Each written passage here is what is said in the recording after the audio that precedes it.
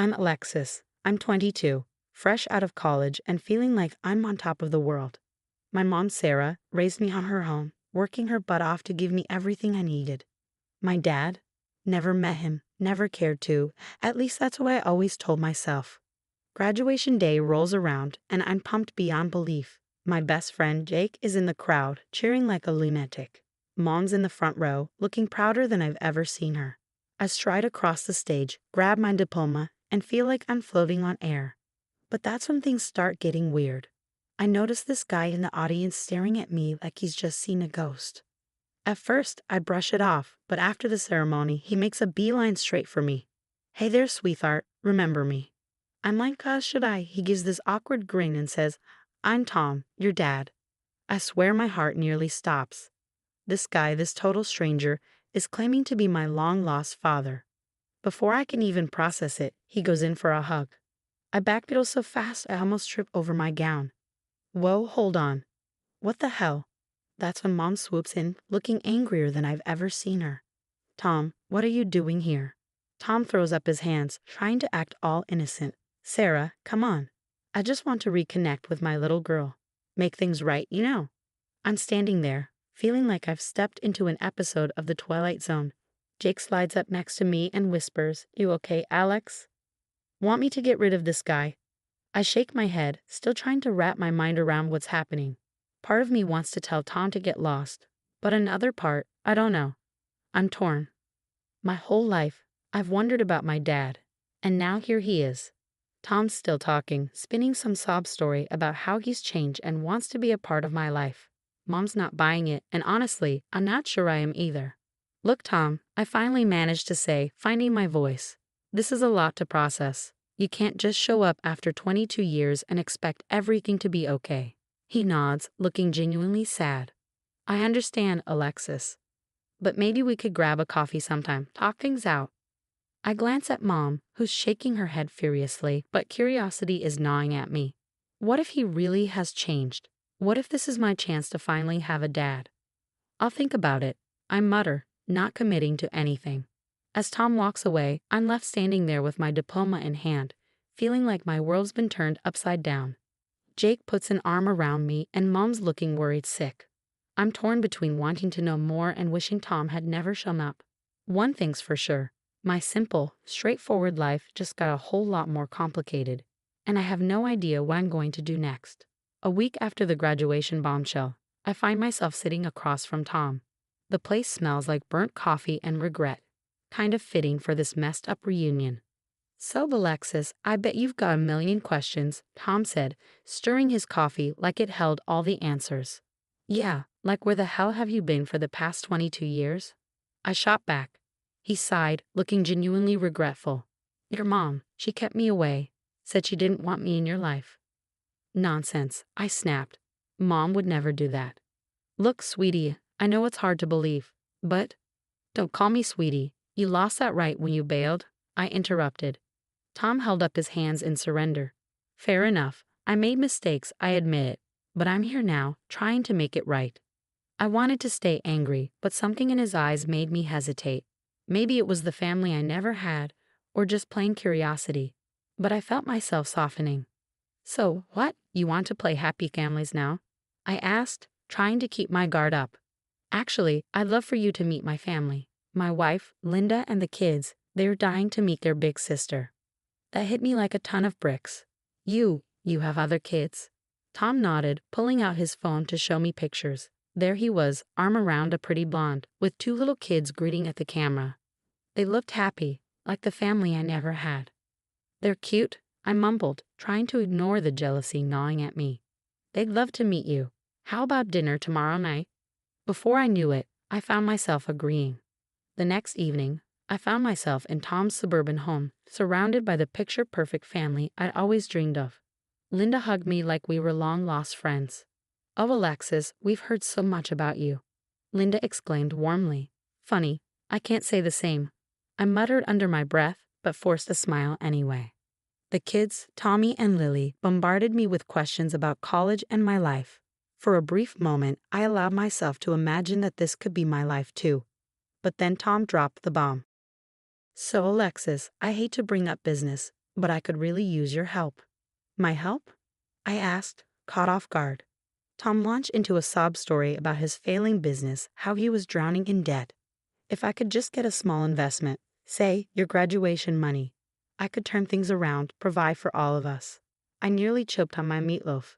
"You want my money?" "It's a great opportunity, honey. We could be partners," he said, his tone almost too eager. I felt a wave of nausea. Was this what it was all about? Linda looked uncomfortable, but the kids were blissfully oblivious. "I need to think about it," I stammered, making excuses to leave. Outside, I immediately called Jake and spilled everything. "Slow down, Lex. You're not seriously considering this, are you?" "I don't know, Jake. Maybe he's changed. Maybe this is my chance at a real family. Or maybe he's playing you. Look, do some digging before you do anything stupid, okay?" I promised I would, but part of me didn't want to. What if I found something I didn't want to know? But Jake's words nagged at me, so I started digging. And holy hell, did I find dirt. Tom wasn't just a deadbeat dad. He was a con artist with a string of abandoned families and fraud charges across 3 states. The deeper I dug, the sicker I felt. Staring at the evidence on my laptop, I couldn't believe how easily I'd fallen for his act. And worse, I had no idea how I was going to confront him. I knew I had to expose his whole operation, but first I needed to confront him face to face. Get him to admit his lies. So I called him up, playing it cool. "Hey Tom, can we meet up? I've been thinking about that investment opportunity." "Sure thing, princess. How about that diner again?" I gritted my teeth at the word princess, but played along. When I got there, Tom was all smiles, probably thinking he had me right where he wanted me. He thought he'd hit the jackpot.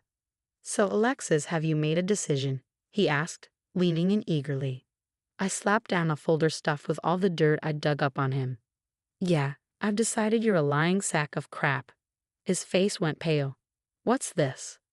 "Your greatest hits, Tom. Fraud, abandoned families, unpaid child support, ring any bells." He reached for the folder, but I yanked it back. Hands off. "Now, want to tell me the truth?" Tom's face crumpled, and he launched into another sob story about how life had been tough, how he'd made mistakes, but was trying to turn things around.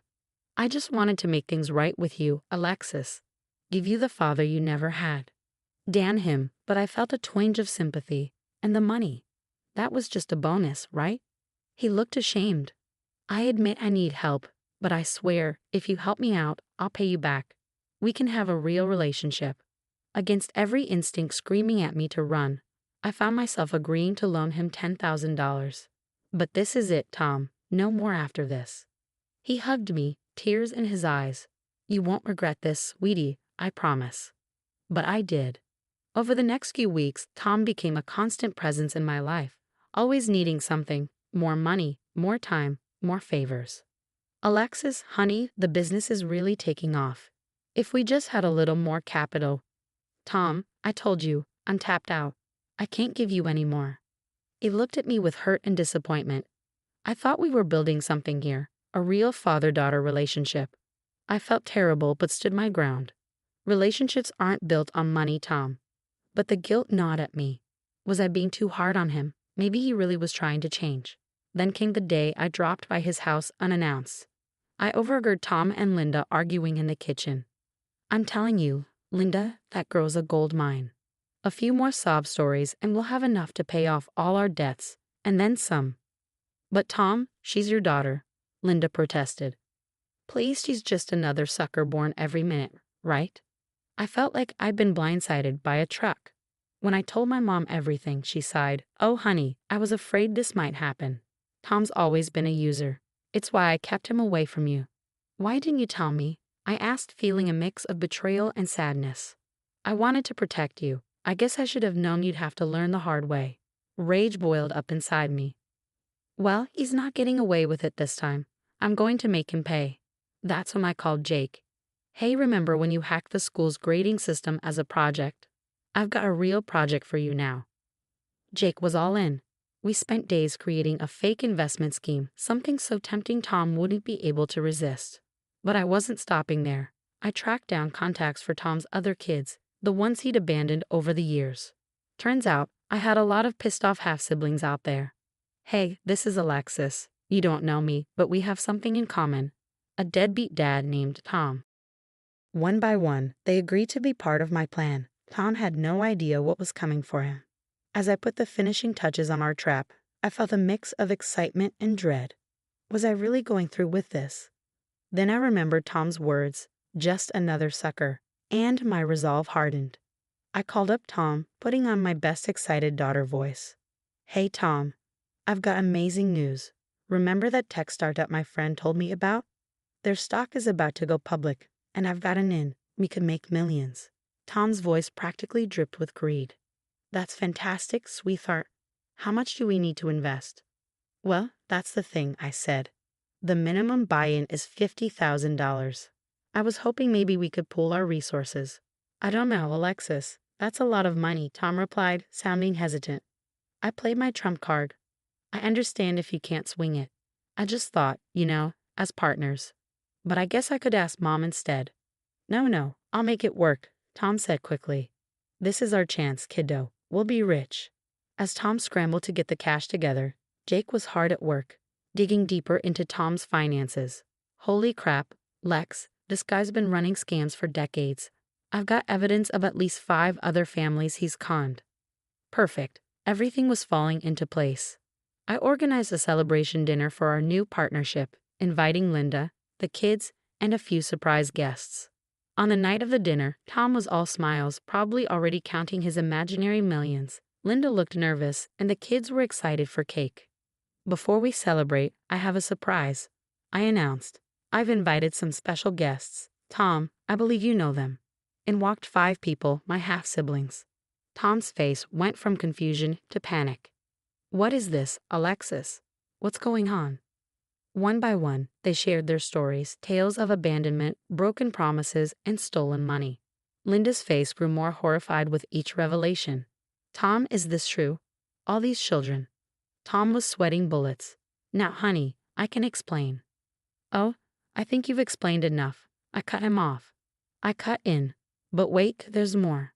I pulled out the files Jake had compiled, bank statements, fake business records, the whole works.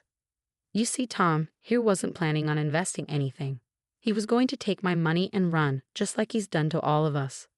I can't believe this, Linda said, her voice trembling. We're leaving, Tom. Don't try to follow us. Tom lunged for her. Baby, please, it's not what it looks like. But it was too late. As Linda and the kids left, Tom turned on me, his face twisted with rage. You've ruined everything, he yelled. I stood my ground. No, Tom, you ruined everything yourself. I'm just making sure you can't do it to anyone else. What do you want from me? He asked, defeated. Your remaining assets will be distributed among your victims, and you'll sign over my $10,000. As he signed the papers, I felt no joy, only relief that it was finally over.